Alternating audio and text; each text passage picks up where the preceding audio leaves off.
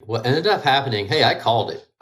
You guys both you guys I was on the so record deflated and sad, saying and that I knew we had to ConstitutionDAO was come going to here. win this thing, Yeah. and ConstitutionDAO did not win this thing. ConstitutionDAO raised something like $47 million in ETH to acquire a very rare first printing of the Constitution at Sotheby's last night. Didn't work out that way. They stopped bidding, and an unknown bidder swooped in and took America's founding document from the hashtag people. So we're going to talk about this. It was quite a historic night at Sotheby's, I should say. There was also an auction of several Banksy works that were paid for in Ether, the native currency of the Ethereum blockchain. So that was a notable first. That was an auction house first. But the main event, the Constitution, was auctioned in fiat and went to an unknown buyer, not to this collective of crypto investors who are looking to get a piece of history. That right there is Brooke. She surged into a brief moment of internet fame yesterday. I believe Brooke delivered the bad news to ConstitutionDAO members and fans everywhere when the other buyer ended up taking home this rare document. So I think that's pretty much what happened. There was a lot of chaos. There was a bit of misreporting, including some by CoinDesk itself, which initially reported that ConstitutionDAO had won. That was incorrect. That was based on some members of the DAO who apparently had the wrong information.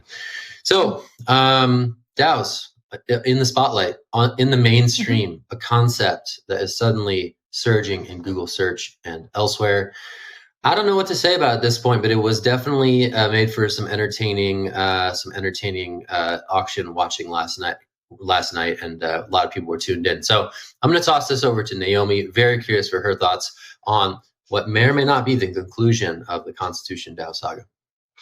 Indeed. Well, first of all, it was interesting that they raised $47 million and didn't beat a $43.17 million bid because they needed funds for maintaining the document. That's always something that people need to keep in mind, whether you're buying a house or a car or whatever. It's not the price of the actual object. There are big maintenance costs afterwards. So it's good that they were at least thinking ahead of that. But also interesting that $4 million isn't enough in their view to cover maintenance for the foreseeable future. That was surprising to me. Like, how much does it cost to store a constitution? I guess a lot more than $4 million. So I've never bought a constitution before, not familiar with how you store and maintain these, but apparently ConstitutionDAO has done their homework, and they decided this was a no-go for them. I mean, we've seen suddenly ConstitutionDAO in BBC and in all kinds of mainstream headlines, which has been fascinating to watch. And it's been even more entertaining to watch them try to explain the concept of a DAO to a mainstream audience, which delights me in so many ways. I love that so many grand things are happening with no barriers to entry and giant momentum, that they're just pushing things forward so fast.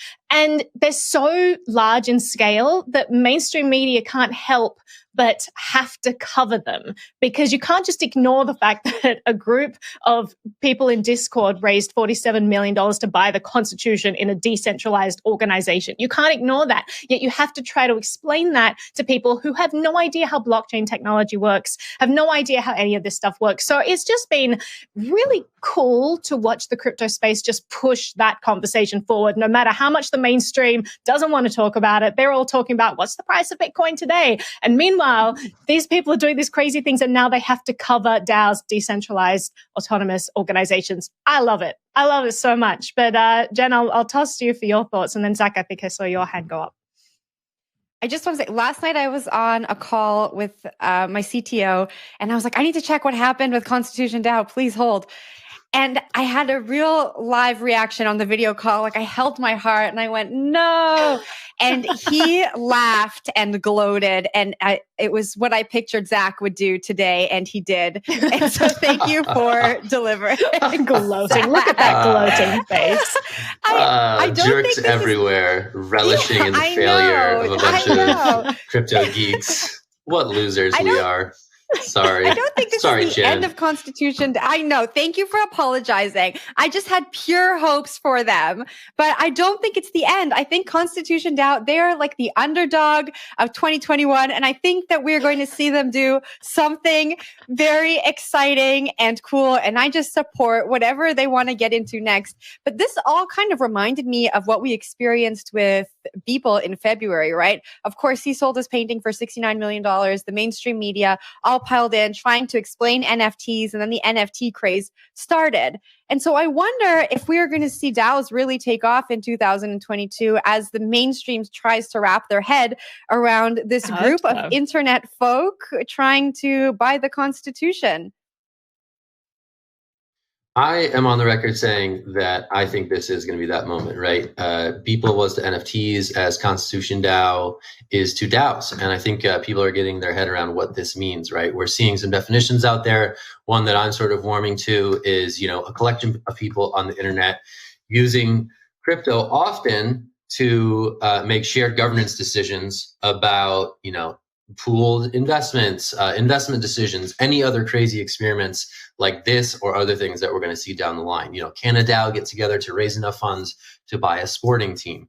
Can a DAO get enough funds together to buy a municipality? There's all sorts of these pie in the sky things that may have seemed crazy, 6 months ago, as the idea of DAOs was still quite nascent among most people. But I think now sort of the sky's the limit as people are like, oh, okay, So people on the internet can get together and hang out in Discord, and there's all these tools now with internet money that can make this possible for people to act together in concert in a way that may or may not be better than existing forms of group organization. I think it's super interesting, super intriguing.